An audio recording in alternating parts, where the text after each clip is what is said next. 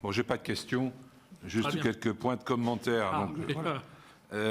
On avait auditionné M. Darmanin au mois de février, je crois, le 21 février, et cette question était venue des éventuels premiers effets de la suppression de l'ISF. Donc évidemment, trop tôt, je le conçois.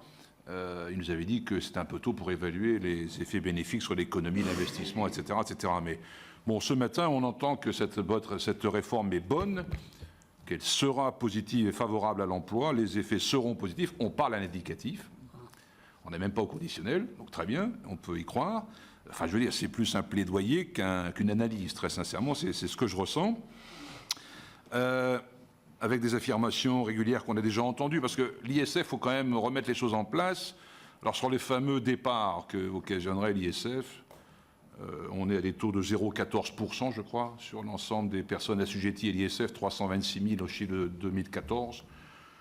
Je prends le chiffre de 2014, 784 départs, 300 retours, donc une hémorragie de 484 personnes, donc 0,15%. Donc je veux déjà dire ça. Deuxième élément, il y avait plein de moyens d'échapper à l'ISF, plein. Les niches existantes, on en a parlé. Des montages permettant des situations parfois étonnantes, je ne développe pas. On peut piloter ses revenus, selon l'expression consacrée. On peut s'endetter quand l'argent n'est pas cher, et c'est le cas aujourd'hui. On en a parlé tout à l'heure. Et qu'on prête aisément aux personnes qui ont du patrimoine, forcément. On a du crédit, au sens propre du terme. On peut utiliser des holdings mélangeant des biens professionnels qui, eux, sont exonérés et des liquidités.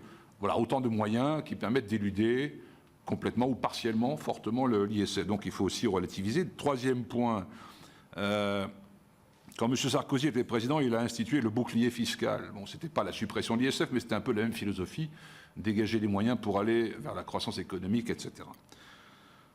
Ça n'a pas retenu le nombre d'exilés. 2007-2008, le nombre d'exilés fiscaux s'est maintenu à des niveaux importants, ce qui a été un peu étonnant, mais c'est une réalité. En fait, les assujettis à l'ISF sont des amants très difficiles à courtiser et à séduire, il faut le savoir. Et donc, M. Jaillet nous dit qu'il n'a pas eu un carnet de rendez-vous qui a explosé après l'annonce de la suppression de l'ISF en France. Je n'ai pas vu en Belgique passer non plus des cohortes d'exilés fiscaux pour enfin rejoindre la mère patrie. Ça ne s'est pas produit. Donc ça ne s'arrêtera jamais. Je veux dire, même la suppression de l'ISF ne suffira jamais à rapatrier ces capitaux qui vont voir ailleurs dans beaucoup trop de cas. Alors non, évidemment, ce n'est pas avec l'ISF qu'on va régler les injustices et les inégalités en France, on est d'accord, mais c'est quand même 5 milliards d'euros. C'est quand même la somme totale du budget de l'agriculture et de celui du ministère de la Justice, de la Jeunesse et des Sports et de la Ville. Donc ça n'est quand même pas rien. Et puis dans le S, il y a solidarité. Et dans la crise politique qu'on est en train de traverser, il y a ça comme message. Bien sûr que ça ne va pas régler l'ensemble des problèmes économiques et sociaux de la France, mais faire en sorte que des gens très haut patrimoine s'affranchissent allègrement de l'impôt, et M. Jaillet en a parlé, il a utilisé la formule « le consentement à l'impôt, chez certains, c'est émoussé ». Ben oui, et la République sans le consentement à l'impôt, ça n'existe pas. Une société sans impôt, ça n'existe pas. Donc voilà le sens profond de l'ISF.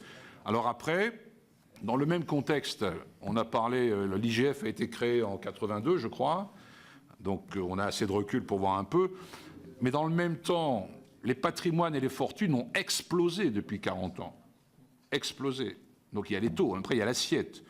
Le patrimoine moyen des 1% les plus riches est passé sur la période de 1,4 à 4,5 millions d'euros. Premier élément. Si on monte aux 0,1% les plus riches, ce patrimoine a été multiplié par 5, passant de 4 à 20 millions. Dans le même temps, le patrimoine moyen des Français ordinaires est passé de 100 000 à 190 000 euros. Voilà, autant d'éléments de réflexion. On est sur un sujet de fond, on est dans l'actualité. Moi, je suis très content qu'on ait ce débat et cette présentation ce matin, mais ça a un sens politique profond. Merci, Éric. Michel Canvet, puis Dominique Delège. Merci.